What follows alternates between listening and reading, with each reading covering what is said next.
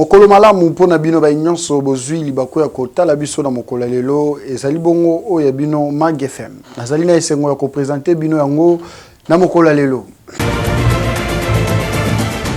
Tofongoli basango mokolo lelo na sango ya mawa. Bosimba ete attentat o esalemaki lobi mokolo ya dimanche na Kasindi.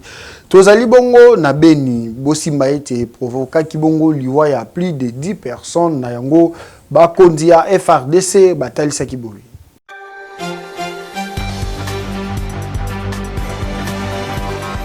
La cité de Kasindi, située à plus ou moins 80 km de la ville de Beni, est en deuil. Attentat terroriste moko esalemaki lobi mokolo ya dimanche na paroisse ya Sepak kuna na Beni. Tozali bongo na cité ya Kasindi bipai nini plus de 10 personnes bakufi na bombe oyo terroriste moko azali sujet Kenya ayebaki na kotia na kati ya etonga nzambe pe yango ebi na komema 10 personnes na loi selon ba service oyo ekitaki sur place pour na kosala étude après explosion ya bombe oyo ayebaki na kotia na etonga na yango biso mapinga tozali kotalisa malikani pe poursuivre bon ba enquête autour exactement combien de personnes bakufi pour jusqu'à là tozikaka une dizaine pe avant sukambula biso mapinga ya Congo démocratique yebaki na kobenda bongo baike matoi pour nous coûter le ezali na eloko moko banguna bazali ko l'armée régulière avait lancé un message à sa population les appelant ainsi à la vigilance parce que nous étions en possession d'un renseignement sûr ba service ya armée nous demandons à la population de continuer à nous faire sécurité et à être très serein pour en finir avec ces terroristes. Jour pour jour, et kokisi 22 ans, Outa Mboka, Musée Laurent Désiré Kabila, Oazalaki, 3e président de la République démocratique du Congo, Asilaki Nakokufa.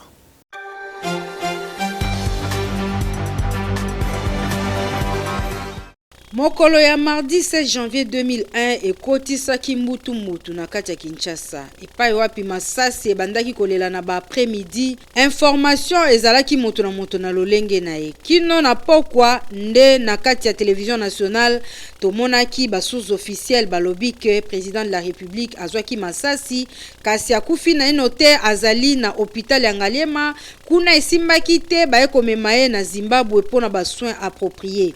Entre-temps, na kati ya Kinshasa, tension komaki pe psychose ezalaki korégner, ba attroupement ezalaki constaté par-ci par-là, ba force de l'ordre bazaki éparpillé pona kopekisa ba attroupement moto na moto vande pa inaye. Kasi ndenge kaka bana kini balinga koyeba na système na bango bazaka nango moto na moto azaki branché na ba médias internationaux pona koluka koyeba eloko nini ezokoleka na mboka. Bongo ba mindele batika kite na ba radio na bango bazaki ko panza déjà sango ya assassinat ya Laurent Désiré Kabila. Hélicoptère ezaki ko tambola mokolo oyo ya le 17 elandaki journée ya assassinat ya Laurent Désiré Kabila. Population azalaki kaka na bandaku ba appel ya kimia ezaki koza lancer na ba personnalité politique. Population asukaki wana te na koyoka ba information wana sango ezalaki kaka kopanzana. Kino le 18 ba sources officielles eko confirmer assassinat ya Laurent Désiré Kabila. Pemboka mobimba ekotaki na mawa pamba te peuple congolais atiaki motema na ye na oyo azali kobenga libérateur ye aselaki kobenga na dictature ya Mobutu oyo population esi elembaki ayaki pe na politique na ye ya ekorelancer économie à travers l'agriculture ye abelelaki peuple congolais bazala bomoko ne jamais trahir le Congo. Prenez-vous en charge. Wanande zali maloba o ezaki ko sala ba congolais pasi pona ko kanisa président de la République na bango oyo akutanaki na liwa na nzela ya ba ennemi ya République démocratique du Congo.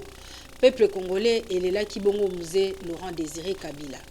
Kaka na rapport ya liwa ya musée Kabila bosimba ete ba kinois oyo tokutanaki na bango batalisaki boye na micro ya Enoch Mafuka pe na Henriette Futila.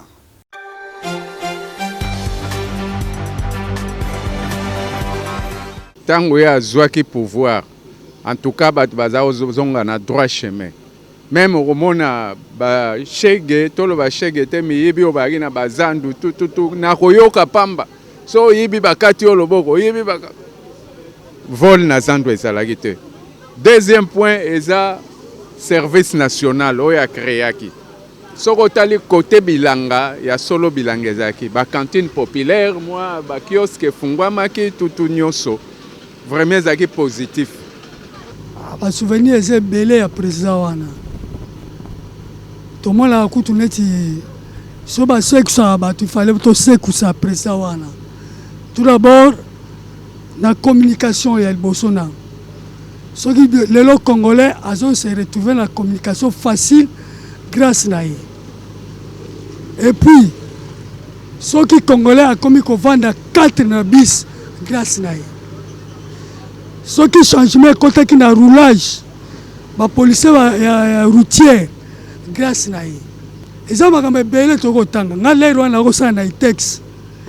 Tozo sala ba prime pamba teli militaire itex mtako salango mais lelo itex eza wapi na ba souvenir bele pa na papa wana soko sekusa ye fetu sekusa ye. En tout cas ba souvenir eza ebele oyo toza nango na mitema. Donc aza mutu oyo awelelaki nano intérêt général ya Congo, intérêt d'abord ya Congo mobimba po Congo bazwa ta eteni moko te ya mabele. Donc combat na ye ezalaki nano congolais azwa à remettre honneur na ye, valeur na ye. Alors ti lelo oyo toza na souci wana, donc combat oyo azalaki nango nde souci munene puisque aza mutu oyo andimai ko sacrifier vie na ye pour na ba congolais. Pour nanu congolais azwa valeur na ye et puis mboka mobimba ezala uni ndenge ezalaki na période na ye wana. Donc tokite na kisenso mpona hotel Sabino ete lobby enrôlement et salemaki bongo ya kafu ya mwana mboka Deodat Mbula wa ibaki bongo na kokende ko s'enrôler pe na simana yango apesaki message na bana kisenso.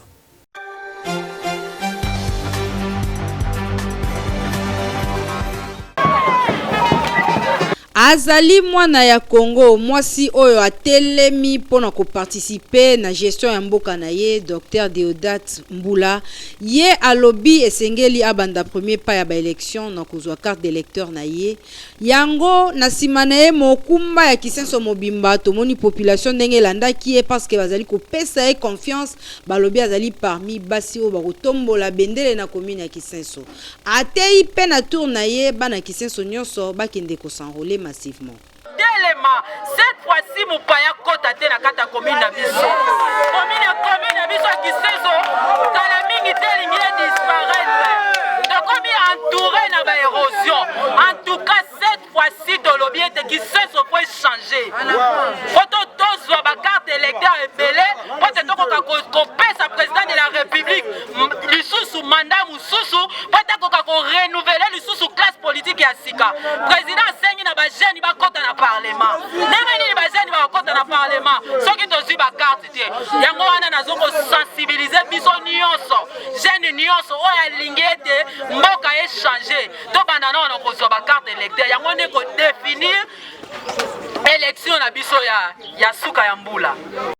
Na simana yango Dr Deodat Mbula o azali bongo moko ya bakambi ya parti politique AVC parti Charadide Boudimbu a expliqué na ba population tina nini opération ya identification pe enrôlement esengi ete mutu nyonso a participer azwa carte na ye pe tangu toko koma na tango ya ba élection carte wana nde ezali motuya pour que mutu a participer.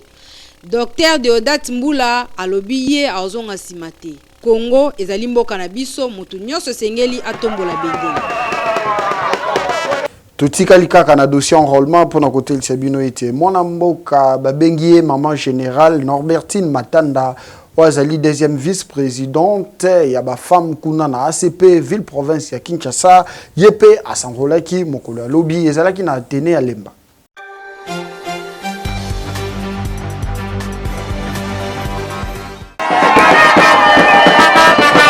Ezalaki benda bika lobby mokolo ya dimanche bipa inini. Nzambe ya ba maman ya ACP, c'est-à-dire Alliance des Congolais Progressistes, parti cher na ye moko, le gouverneur Gentini Mbaka Ngobila, oyo Charles Mbuta Muntu azali ko kumbela bongo, masolo ya secrétariat général. Nde na yango. Nzambe ya ba mama Norbertine Matanda oazali deuxième vice-présidente interfédérale ya Kinshasa ya ACP ayebaki bongo na kozala accompagné na base na ye ya lemba o bozali komona lolenge kani bana ya lemba nyonso balobaki esengeli ba mema mama na centre na ye ya enrôlement po ete bazala bongo ba témoin ya octroi ya carte ya mama Norbertine po ete esala eloko na kobima na ye moko a conscientisaki bana lemba pe apesaki bango message oyo Asengi na population congolaise, quinoise, ya lemba, ya moamba, baya kosarole massivement parce que maponami onde ko pesa bango occasion ya kosala choix ya malamu. Bana lemba ngonga yango yo to ya ebele, to ya kosarole, to za ba carte na biso ko pesa biso visa pour to sala élection na biso na kimia. Ba mama ACP biso esengeli exemple ou te pa na biso. Dolenge biso toye c'est-à-dire que makamango est sérieux. Biso nyonso ba mama ACP to sangana. To ya ebele, to ya ko s'enrôler. Parce que cette affaire nous concerne d'abord nous les mamans et ensuite to pèse exemple pour que batu nyonso balanda biso.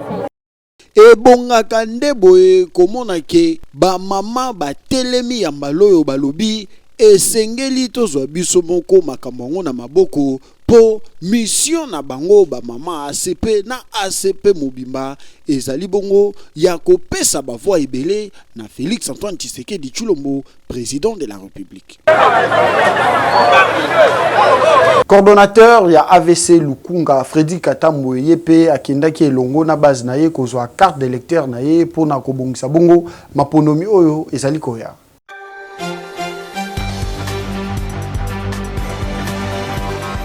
Lokola bazali toujours na sima ya ba texte ya parti po na koyeba bongo na ko tosa yango ndena yango coordonnateur ya AVC Autre Vision du Congo parti cher na yemoko le génie blanc to bengie excellence Didier Boudimbo na yango coordonnateur ya Lukunga Freddy Katambwe ayebaki bongo na komikitsa liboso ya mibeko ya parti ndena yango akendaki bongo kotika lettre na ye pour na intention na niveau ya coordination a manifester candidature na ye na niveau ya députation provinciale na commune ya Ngaliema ndena yango bakamata kie na base na ye lokola azali bongo coordonnateur ya AVC Lukunga Freddy Katambwe bakisela ye de père et de mère motema ya excellence Didier Boudimbu baye baki bongo na kokumba ye inde ti na école Beseko kuna na Delvaux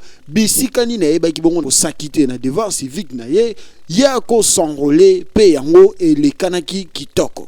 Nous demandons vraiment à toute la population, non seulement celle de notre base, mais la population tout entière, aller s'enrôler afin que nous puissions donner encore la deuxième fois à notre président de la République dans notre mandat. Et non seulement ça, nous poussons aussi la population à aller s'enrôler pour voter aussi notre autorité morale qui est Maître Didier Boudimbu, afin que Autre Vision du Congo puisse se faire voir partout dans le monde. Ebonga Kandeboye, coordonnateur ya AVC Lukunga Freddy Katambwe a mobilisé banangali manyonso baye banako zwa ba carte na bango pe po baye banako voter na maponomio ezali koya po ete AVC oya Maître Didier Boudimbu Twabwanga ezali bongo na sima chef de l'État po ete baye banako pesa ye ba voix ebele. Et ça, les 7 ans, Outa, Mwanamboka, la sœur Marie Misamu, Wazaki, na mongongo ya kosakanate, aeba kibongo na kotika, mabele ya bankoko na ye na yango, Mag FM, e kanisie na nzela oyo. Tokitaki na balabala poto zwa ba oyo babandai kosepela na mindule na ye, bango batel saki biso boye. Toujours na micro ya Enoch Mafuka.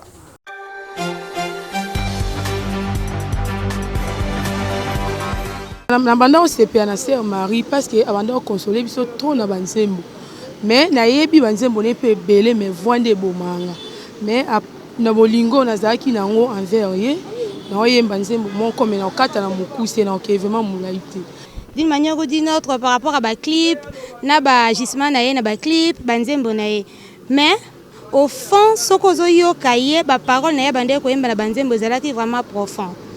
neti banzembo na ye ya saison par exemple bato bamona yango loyenge mais aloba makambo eza important dans soko ozeli ka saison na yo ekokisama omonaka nyonso ezala facile et puis paisible nayebi nzembo se ya misamu ya saison nayebi yango mpena ntina suka te mais mwa parole ana edifianga lelo eza mokolo mari misamu akufaki lokola mpe nalingaka ye mingi yango wana na participe nasepelaka na ser wana mingi na biyema na ye na koyemba na ye na comportement na ye en tout cas balook na ye esepelisanga makasi en tout cas akufa na ye me na bonzoto boye aza na biso po to mekola kolata na ye to mekola ba plante na ye to mekola ba luka mari misamu nyonso en tout cas ata moko te totiki yango butwa inzi butwa makambo tongwe tani tongwa bitumba manguna batelemi balingi babebisa saison sege ezalaka mpe saison de pluie tanga mo ezalaka mpe tangwa butu ezali yo mwasi na mobali yo likolo mpe na se tika baloba na yo sila ndeko nanga lalwa ya natire ntango mosusu saison na yo te nzela oyo yo ekokisa moko force te o tuna basali ya nzambe bakopesanga raison sepela oyo moninga mpo ya yo ntango ekokoka bakosepela nango tokiti na société pendant hotel Sebino état ya nzela na ville province ya Kinshasa tozomi bongo na commune ya Kalamu entre balabala université pe kapela yango ezali na ita moko ya malamu te.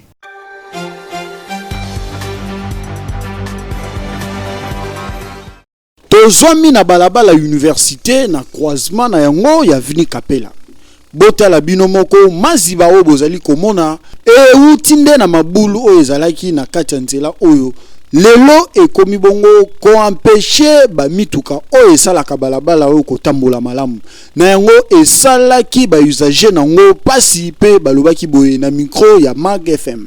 L'état na biso to pingi te to critiquer te mais ana suivi te parce que nzela ba bandi kuna na bongolo ekomi awa bakati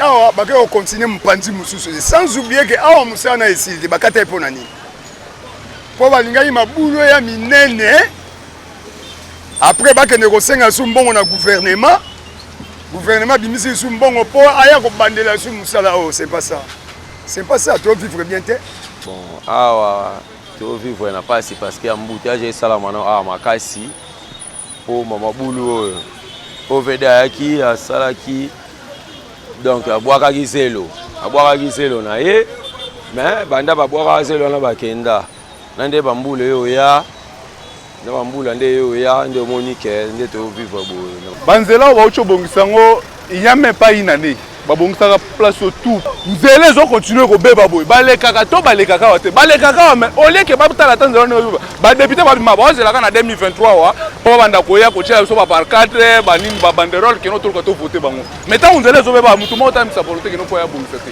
yango to sengi na bakonzi o baza likolo o baza quand même na volonté ba ya hotel la nzela ya kapela o tokosenga na bakonzi ya mboka en tout cas soki misala ya bobongisi nzela ebandi basalaka suivi na yango po ekomati na suka po kotala modèle babandaki kosala nzela ya université pe ya kapela kosuka na nzela boye esali kitoko te. Centre hospitalier Dominique Lecoeur ezali bisika malamu elengelami pona lobiko ya maladi na yo.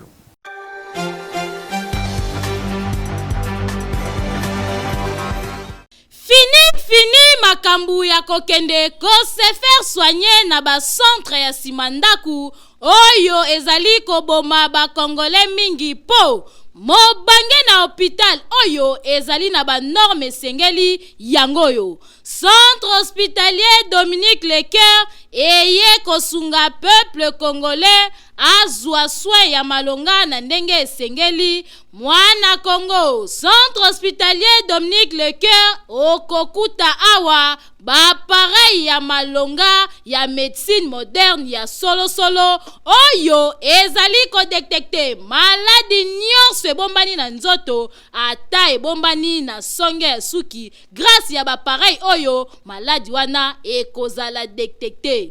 Awa bazali na laboratoire ya malonga kaka kaka pona kosunga peuple congolais. Esengeli boyeba ke ba médecin oyo bazali ko traiter pe awa bazali ba médecin oyo batanga médecine na libanda ya mboka kasi baye ko pratiquer yango awa na République démocratique du Congo pona kosunga bandeko na bango bazwa soin ya malonga na ndenge esengeli. Na oyo etali prise en charge bomi tungisama te kokende libanda ya mboka na centre hospitalier Dominique Lecoeur, prise en charge ezali assurée. Et sengeli koyeba lisusu que centre hospitalier Dominique Lecoeur ezali na ba service locaux la chirurgie, maternité, radiologie, kinésithérapie, échographie, endoscopie. Nyonso wana kaka po basunga peuple congolais ba patient na bango bazala bien traité.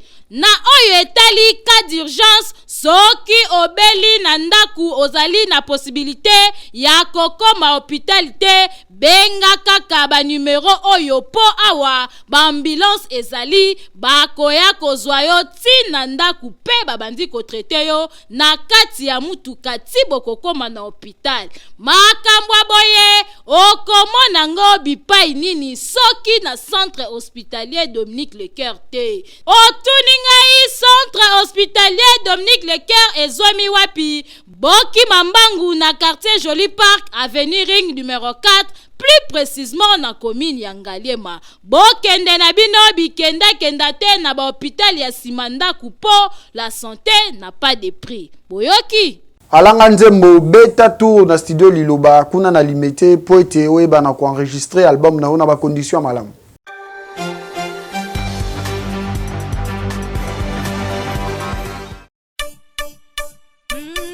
Alanga Nzembo bakolo kunga solution pona bino eye. Yo mutu ozali na besoin ya kobimisa album, single, maxi single, Kimambangu na studio Liloba na 14e rue po kuna okokuta biloko ya mopaki, c'est-à-dire ba pareil ya kanda. Studio Liloba ezali na qualité ya kosakana te ebongo ba guitare ebongo ba micro okokutango esika mosusu te kaka na studio Liloba. Awa soki okoti okoyemba lokola Angelu po awa son erataka kutu te awa tobetaka na biso mopanzi te po nyonso ezali na qualité. Enregistre album na yo awa ebimi lokola outaki na États-Unis nzoka nde enregistraki yango kaka na ville province ya Kinshasa na 14e rue na studio Liloba. Awa ozali na tante ya kokende kosala mastering libanda po nyonso ezobeta mata na studio Liloba. Kopanga na yo na oyo etali prite a cause ya ba appareil sophistiqué oyo ezali awa prix ezali nango abordable. Ofuti mbongo mukie kasi basaleli yo musala ya qualité. Oyoki Boki Mambangu na commune ya Limete na 14e rue industrielle numéro 23 na avenue Mulangi oza mobimba accueil ezali na ndenge elongo bani. Oyoki boyebele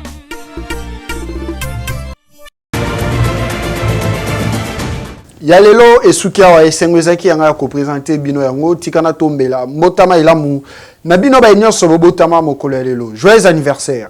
Na pesi un grand merci na grande équipe pour accompagner na mokolo ya lelo. Tokutani bongo mbala sima pona basango mususu.